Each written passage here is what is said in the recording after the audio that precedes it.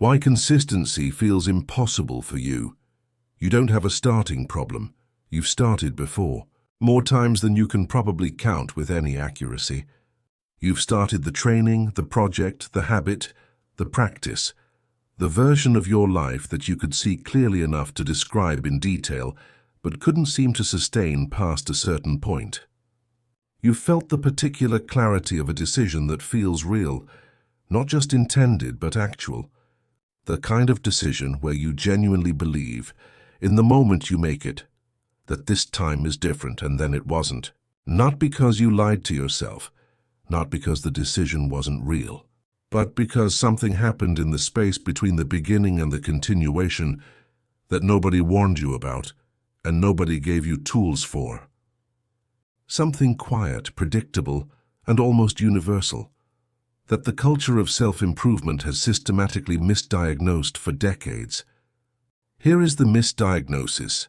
The problem is motivation. You stopped according to this narrative because you didn't want it enough, because your why wasn't strong enough, because somewhere in the days after the beginning, the desire faded, and you didn't have the internal resources to push through without it. The solution naturally is more desire, a stronger purpose, a more vivid image of the outcome. Find the right why and the consistency will follow. But watch what actually happens when you do that. You find the stronger why. You reconnect with the purpose. You feel the renewed clarity of someone who has remembered what matters. And you begin again, with energy, with intention, with genuine belief that this time the motivation is deep enough to last. And then again at roughly the same point in the cycle, not dramatically, not with a clear moment of giving up, you stop.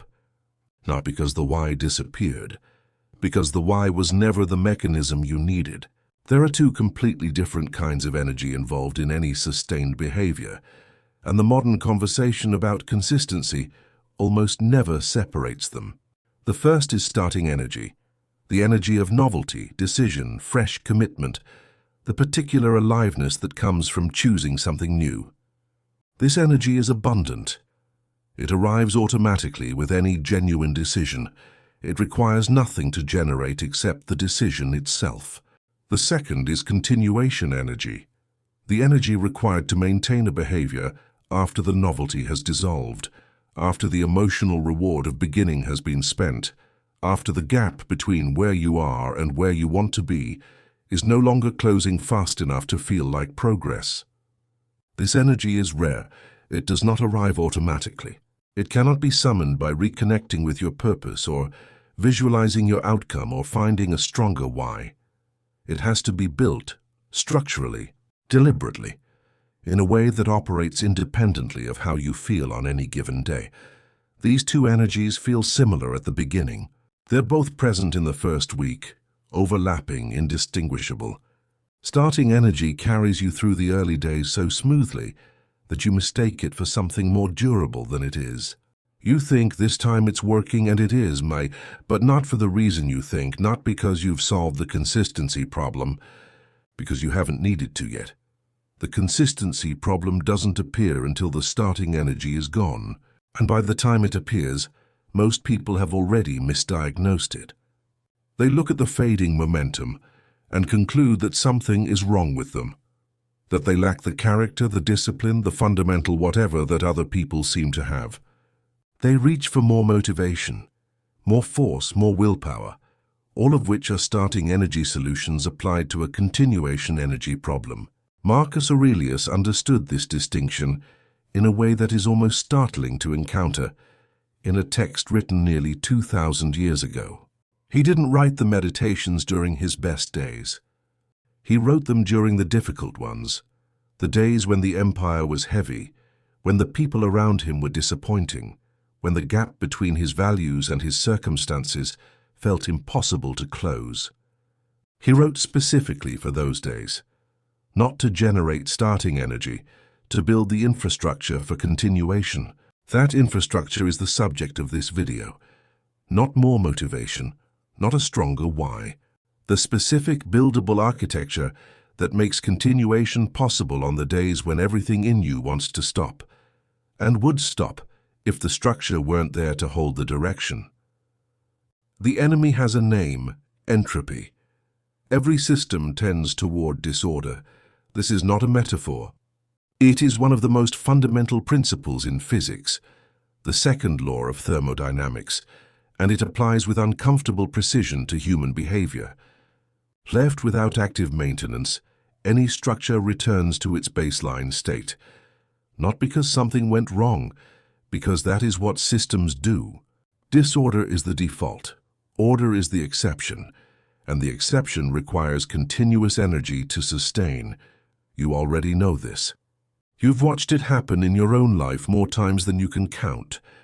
The clean desk that becomes cluttered within weeks, the organized system that gradually loses its coherence, the relationship that drifts without deliberate attention, the habit that dissolves not through a dramatic decision to stop, but through the slow accumulation of days in which maintaining it cost more than the system had available.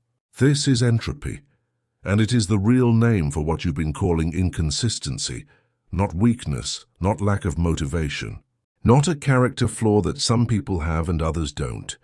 A physical principle, operating on a biological system that was never designed to maintain new patterns of behavior without a specific kind of structural support.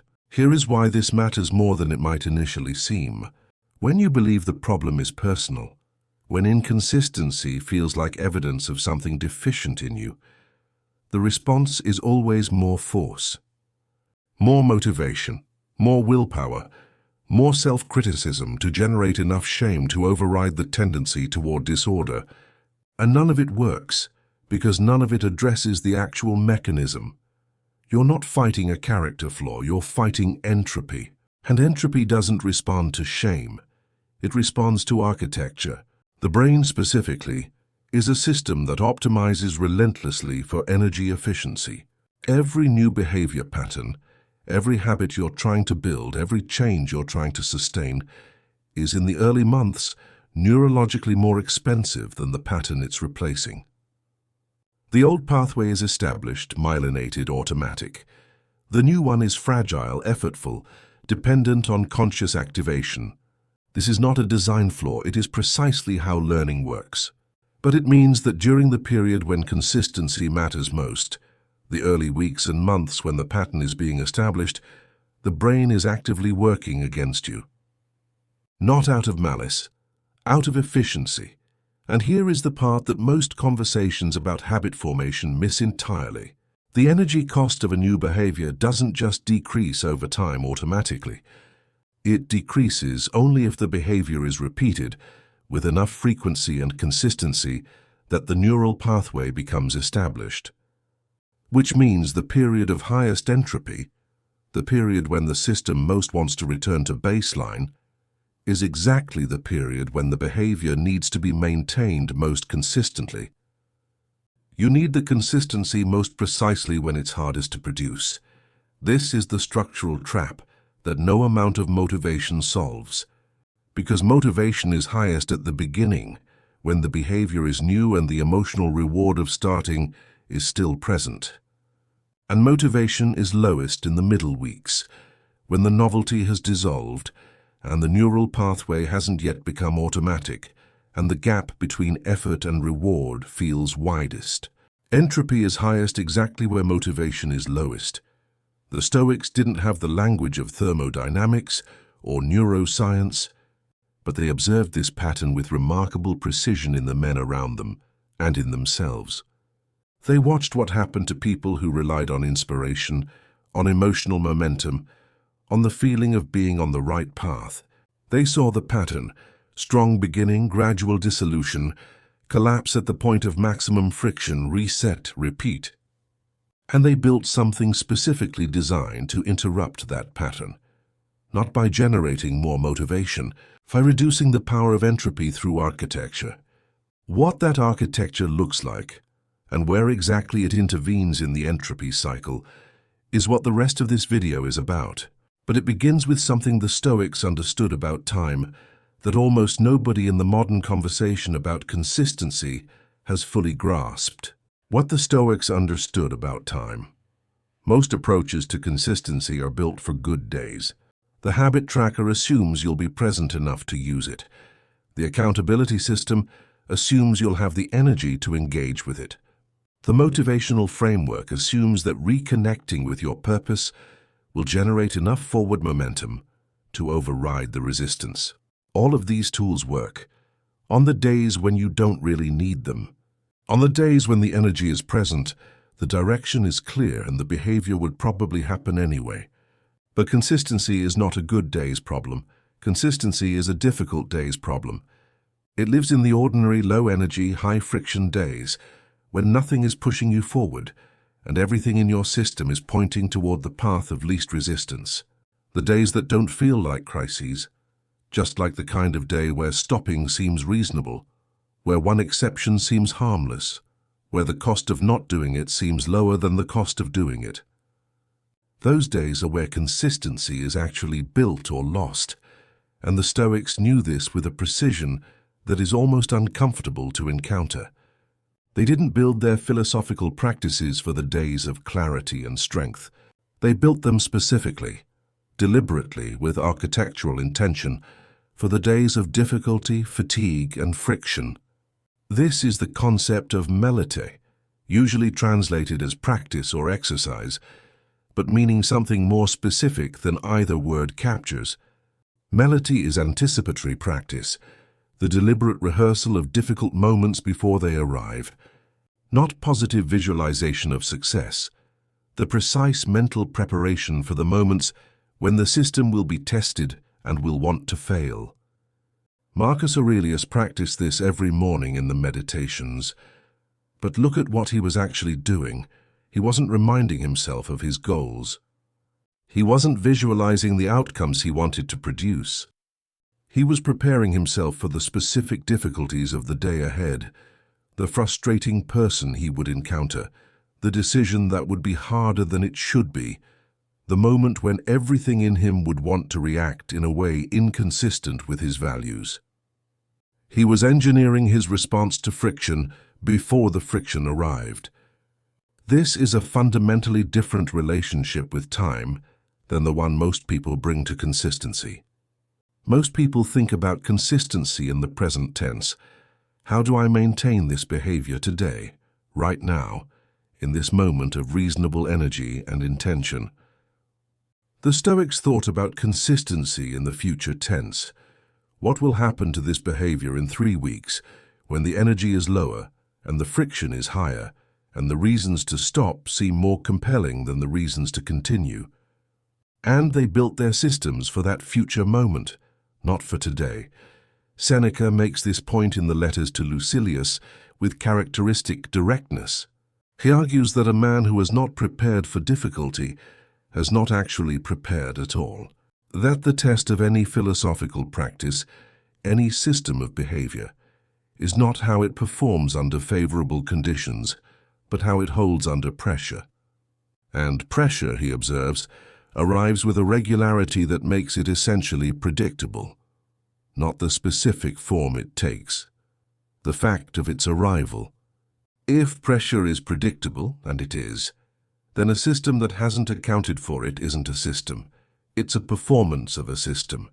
It will produce consistent behavior precisely until the moment it's tested, and then it will reveal that it was never designed for the real problem. The real problem is not how to be consistent when everything is going well. The real problem is how to be consistent when everything is going wrong. When the day is harder than expected, when the energy is lower than needed, when the gap between where you are and where you want to be feels wider rather than narrower, when the honest, reasonable, entirely understandable response to the situation is to stop. The Stoics built for that moment, specifically, deliberately, with a set of practices that didn't depend on emotional state, on inspiration, on the feeling of being on the right path. Practices that functioned as infrastructure rather than as fuel. And that infrastructure has a specific architecture, one that can be identified, understood, and built, not as a philosophical aspiration, but as a practical design for the system of your own behavior. But first, the diagnosis has to be precise. Because most systems collapse not randomly, but at three very specific points. And if you don't know where those points are, you cannot build for them. The 3 points where systems collapse. Inconsistency is not random. This is the part of the conversation that changes everything, and that most people never reach because they stop at the level of motivation and character. But if you watch the pattern closely enough, across enough attempts in enough different areas of your life, you begin to notice something that feels almost too precise to be coincidence. The collapse doesn't happen anywhere. It happens at specific points, predictable points, points that appear with such regularity that, once you see them, you cannot unsee them. There are 3. The first is the transition from novelty to ordinary. It happens somewhere between day 7 and day 21, depending on the behavior and the person. The exact timing varies. The mechanism doesn't. This is the point where the starting energy, the aliveness of a fresh decision, the emotional reward of beginning, has been spent. And what remains is the behavior itself, stripped of the feeling that accompanied it at the start.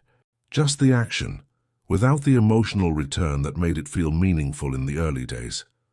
Most people experience this as a warning sign, as evidence that something is wrong, that the motivation wasn't real, that the commitment wasn't deep enough, that the behavior doesn't actually fit them. They respond by searching for a way to recover the feeling, more inspiration, a renewed commitment, a reconnection with the purpose behind the behavior. But the feeling isn't coming back, not in the same form. The novelty energy is a one-time resource. It doesn't regenerate for the same behavior. And chasing it is precisely what interrupts the pattern at the moment when the neural pathway is beginning to form. The transition from novelty to ordinary is not a warning sign. It is the beginning of the real work.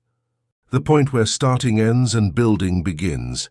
And a system that hasn't been designed for this transition will collapse here every time. Not because the person failed, but because the architecture assumed the feeling would persist. The second point is the isolated, difficult day. Not a crisis, not a dramatic event that justifies stopping. Just a day, one ordinary, unremarkable day, where the energy is lower than usual, the external demands are higher than usual, and the small accumulation of friction makes the cost of continuing feel disproportionate to the return. This day is more dangerous than a crisis. A crisis is obvious. You know what's happening and you can name it, and you give yourself permission to pause without it threatening the pattern. The isolated, difficult day is ambiguous. It doesn't announce itself. It arrives looking like any other day, and the decision to skip just today, just this once, feels entirely reasonable in the moment. Seneca addresses this directly in the letters to Lucilius. He warns that the most dangerous interruption to any philosophical practice is not the catastrophic event. It is the small, reasonable exception. Because the catastrophic event leaves a clear boundary, before and after. The small exception leaves something more corrosive, a precedent, a proof that the pattern is negotiable. And once the pattern is negotiable, entropy has an opening it didn't have before. One difficult day, handled without a structural response, doesn't just cost one day. It costs the certainty of the pattern. And certainty, it turns out, is load-bearing. The third point is the interruption, travel, illness, an unexpected demand that reorganizes the schedule for a week. Something external that breaks the pattern not through choice, but through circumstance, and then leaves you when it's over, facing the task of returning to something that has gone cold. This is the point where most people discover that their system was more fragile than they knew.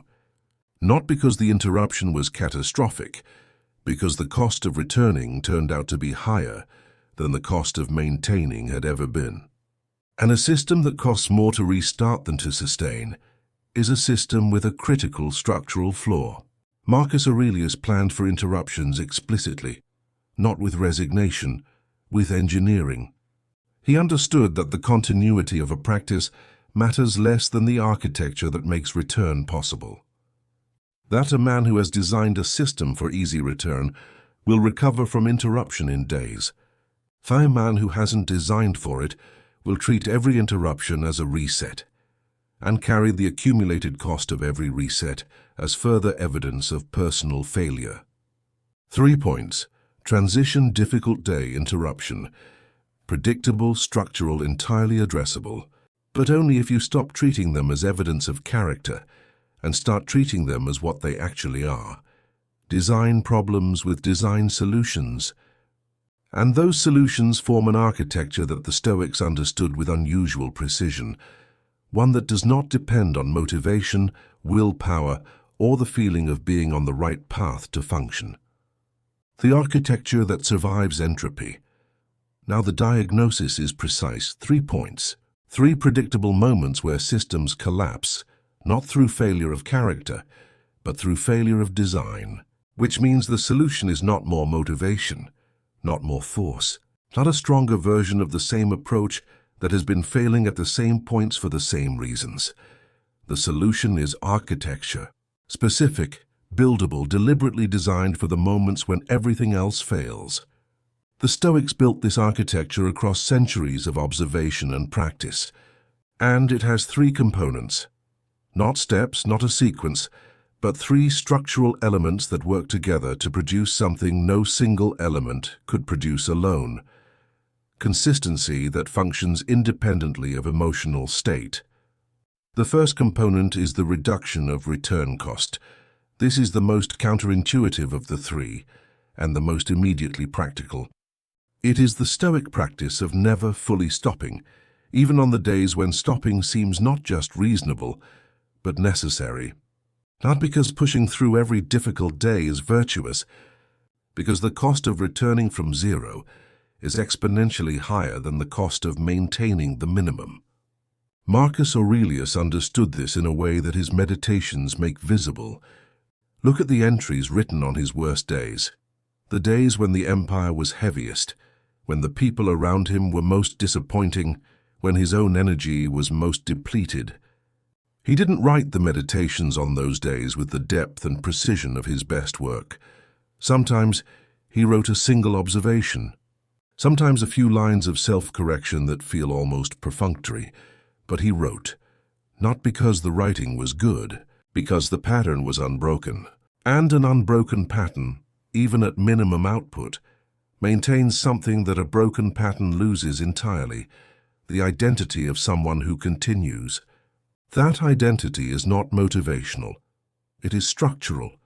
It changes what the behavior costs on the next day and the day after that. A man who continued yesterday, even minimally, faces today's behavior as continuation. A man who stopped faces it as restart. These are not the same cognitive task. They do not cost the same amount. The practice is this: define the minimum. The version of the behavior so small, so low cost, so undeniable, that it can be maintained on the worst possible day, not as a compromise. As a structural anchor, the thing that keeps the pattern alive when full execution is impossible, and then treat that minimum as sacred, not because it's impressive, but because it preserves the one thing entropy most wants to destroy: continuity. The second component is structured anticipation. This is melody applied directly to the 3 collapse points, not generic preparation for difficulty. Specific pre-decided responses to the transition, the difficult day, and the interruption. Designed in advance when the energy is present and the thinking is clear, so that when the moment arrives, and it will arrive, with the predictability Seneca described, the response doesn't require a decision. It executes from a design that was already made. What does this look like in practice? Before the novelty fades, you decide what continuation looks like when the feeling is gone. Before the difficult day arrives, you decide what the minimum looks like and under what conditions it applies. Before the interruption happens, you decide exactly what return looks like. The specific first action, the specific time frame, the specific signal that the pattern has been re-established rather than restarted. These decisions feel unnecessary when you're making them. The energy is present. The pattern is working. The collapse points seem distant and hypothetical. That is precisely when to make them, because the decisions made in clarity are the ones that function in difficulty, and the decisions left unmade in clarity become the gaps that entropy moves through. The third component is the decoupling of action from emotional state. This is the Stoic practice that underlies the other two, and the one that most directly contradicts the modern conversation about motivation. The Stoics were explicit, across multiple texts and multiple thinkers, about a principle that feels almost counterintuitive until you've lived it long enough to verify it from experience. The action does not require the feeling. The feeling often follows the action, but waiting for the feeling before taking the action is precisely how entropy wins. Epictetus states this with a directness that leaves no room for comfortable interpretation. He argues that a man who acts only when he feels ready, only when the emotional conditions align with the behavior, has not built a practice. He has built a performance of a practice, contingent on conditions he cannot control, and contingent practices are not practices. They are intentions that occasionally become behavior when circumstances cooperate. A real practice, a Stoic practice, is one that has been deliberately decoupled from emotional state, not through suppression, not through forcing yourself to feel differently than you do, through the precise understanding that the action and the feeling are separate variables, and that the action can proceed regardless of the state of the feeling, that you can be tired and continue, frustrated and continue, uninspired and continue, not because the feeling doesn't matter, but because the practice was never designed to depend on it. Together, these three components produce something that none of them produces alone. A system that survives the transition, absorbs the difficult day and recovers from the interruption, not through heroic effort, through design. But there is one thing this architecture cannot compensate for, one condition that, if absent, makes even the best designed system eventually hollow. And it has nothing to do with motivation or willpower, or the practices described above. It has to do with what the system is pointed at. The question underneath consistency. Everything in this video so far has been about structure, how systems collapse, where entropy enters, what architecture resists it, how to reduce return cost, anticipate difficulty, decouple action from emotional state. All of it real. All of it buildable, all of it genuinely useful for the problem of consistency as a technical challenge. But there is a layer beneath the technical challenge that determines whether any of this will actually matter in the long run. A layer that the Stoics return to constantly, not as a motivational reminder, but as a structural prerequisite, something that has to be true about the direction before the architecture can do its work. Here it is, stated plainly.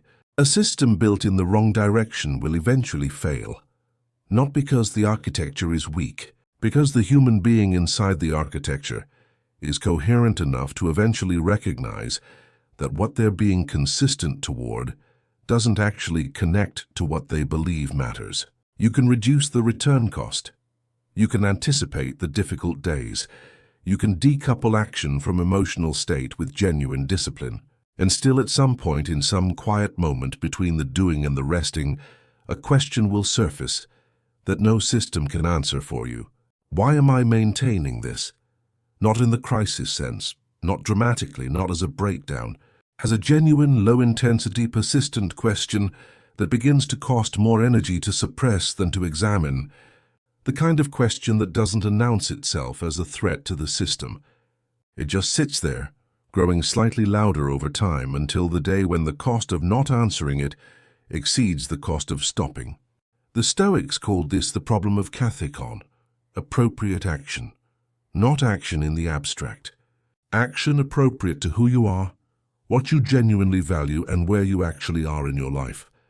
The Stoics were not indifferent to direction. They were precise about it. They understood that sustained action requires not just architecture, it requires coherence between the architecture and the person it's designed to serve. Epictetus makes a distinction in the discourses that cuts directly to this.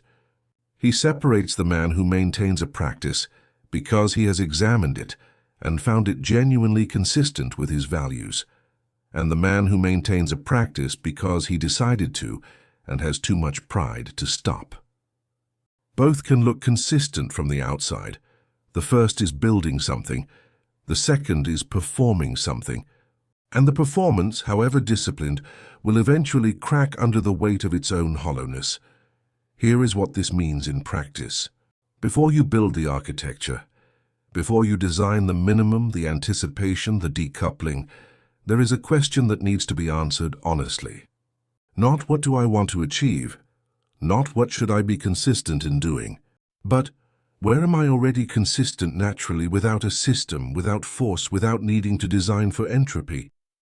Because where you are already consistent, where the behavior happens without architecture, because something in you genuinely pulls toward it, that is diagnostic. That is the signal the Stoics were trained to read, not what you should value, what you actually value, revealed by what you already do when no one is requiring you to do it. Marcus Aurelius returned to this question constantly in the Meditations, not as self-indulgence, and as calibration. He was checking regularly whether the direction he was sustaining had genuine roots in his values, or whether it had drifted under external pressure towards something that looked right but felt hollow. He understood that a man who maintains the wrong direction with perfect consistency is not ahead of the man who stops. He is further behind, because he has spent his continuation energy moving away from himself. The architecture matters. The three components are real. The entropy problem is structural, and the structural solutions work. But they work best, they work durably, when they are pointed at something that was genuinely chosen. Something that connects at the level below strategy and habit and productivity to what you actually believe matters about your own life. That connection is not always obvious. It requires the same kind of honest examination that the previous two videos in this series described. But it is the foundation that makes everything built on top of it stable. Without it, you can be impressively consistent for a long time, but you will eventually find yourself asking, in the silence between the doing and the resting, whether any of it was worth maintaining. With it, with the genuine connection between direction and value, between the system and the self it serves, consistency stops being the question. It becomes the natural expression of a life that has been examined clearly enough to be worth continuing. Where consistent people actually begin. There is a question that consistently consistent people almost never ask. How do I make myself do this? Not because they don't face resistance, not because their days are easier, or their energy is more abundant, or their circumstances are more favorable, but because somewhere at some point, often without being able to name exactly when, they stopped treating consistency as a problem of force and started treating it as a problem of direction. They found something worth being consistent toward, and then they built for it. That sequence matters more than almost anything else in this conversation.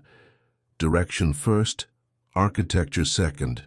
Because architecture built before direction is decided is just a more sophisticated form of the same trap. A better system for moving efficiently towards somewhere you never fully chose to go. The Stoics were precise about this sequence, not motivational about it, precise. Epictetus, in the Discourses, returns again and again to the same foundational question before any discussion of practice or behavior. What have you actually decided matters? Not what do you want, not what should matter. What have you examined clearly enough, honestly enough, that you can say with something approaching certainty, this is mine, this direction, this kind of life, this version of myself that I am building toward. That examination is the beginning, the real beginning, not the beginning that feels like beginning, the energy of a fresh decision, the clarity of a new commitment, the beginning that is actually structural, the moment when direction becomes examined rather than assumed. Here is what that looks like in practice. Before you design the minimum, before you build the anticipation structure, before you work on decoupling action from emotional state. Stop and look at where you are already consistent. Naturally, without a system, without force, without architecture. Find the behavior that happens almost automatically, the one that doesn't require a decision, because it feels less like a habit and more like an expression of who you are. The conversation you always make time for.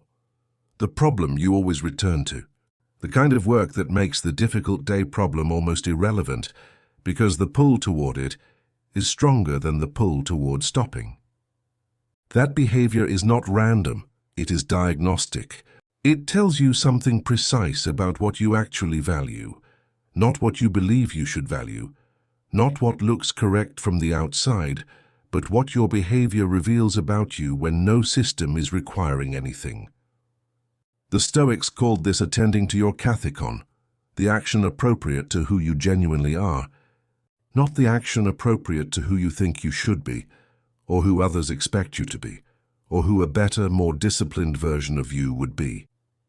Who you actually are, what actually matters to you, where the natural pull exists, underneath the noise of obligation and comparison, and the accumulated weight of unexamined assumption. Find that, examine it honestly, and then, only then, build the architecture around it, because a system built around a genuine direction doesn't fight entropy, the same way a system built around an assumed direction does. It still faces the transition, the difficult day, the interruption. Those are structural realities, not personal failures, and they arrive regardless of how well chosen the direction is. But a man who knows clearly why the direction matters, who has examined it and found it genuinely his, has a resource available on the difficult days that no architecture alone can provide. He has a reason that survives the feeling. Not inspiration, not motivation. A reason, quiet, examined, durable. The kind that doesn't require him to feel it in order to act on it. The kind that functions in the silence of an ordinary morning, when nothing is pushing him forward, except the understanding of what he's building and why it matters. Marcus Aurelius had this. Not perfectly, not without difficulty. The Meditations are not the journal of a man who found it easy. They are the record of a man who returned every day to the examined direction, because he understood that without that return, even the most sophisticated architecture would eventually drift. He didn't return to feel ready. He returned to stay oriented, and orientation sustained over time is what consistency actually is, not the streak, not the unbroken record, the repeated, deliberate, unglamorous act of returning to what matters, especially on the days when returning costs more than stopping would. That is where consistent people begin, not with a better system, not with more discipline, with the honest examination of what is actually worth being consistent toward. Everything else, the minimum, the anticipation, the decoupling, is architecture. Real, necessary, buildable architecture, but the foundation it rests on is a question only you can answer. And the answer, looked at honestly and without flinching, is already somewhere inside you. You don't need to manufacture it. You need to stop overriding it long enough to hear it clearly. That is the beginning. That has always been the beginning. And if you've made it here, through all three of these ideas across this entire conversation, then you already know something that most people who talk about consistency never reach. It was never about discipline. It was never about willpower. It was never about finding the right system, or the right motivation, or the right morning routine. It was always about direction. Examined, chosen, genuinely yours. Build from there. And if something in this video, or in this series, landed in a way that felt less like information and more like recognition, if you found yourself not just understanding these ideas, but remembering something you already knew and had stopped listening to, then you already know what the next step is. It's not a new habit, it's not a new system. It's the honest examination of one direction in your life that you've been maintaining by force, and the question of whether it was ever fully yours to begin with. Sit with that. Before you build anything new, sit with it first. And if you've stayed until here, through everything, then something in this conversation meant something to you. So if it did, subscribe to the channel, turn on notifications, and leave a comment below. I read every single one by one. Because more often than not, the next video starts there. In what you share, in the things you're carrying that almost nobody manages to put into words. And maybe the most important thing about this channel is exactly that. The quiet recognition that you are not the only one living these questions in silence. Thank you for being here, for your attention, for the time you chose to spend here today. See you in the next one.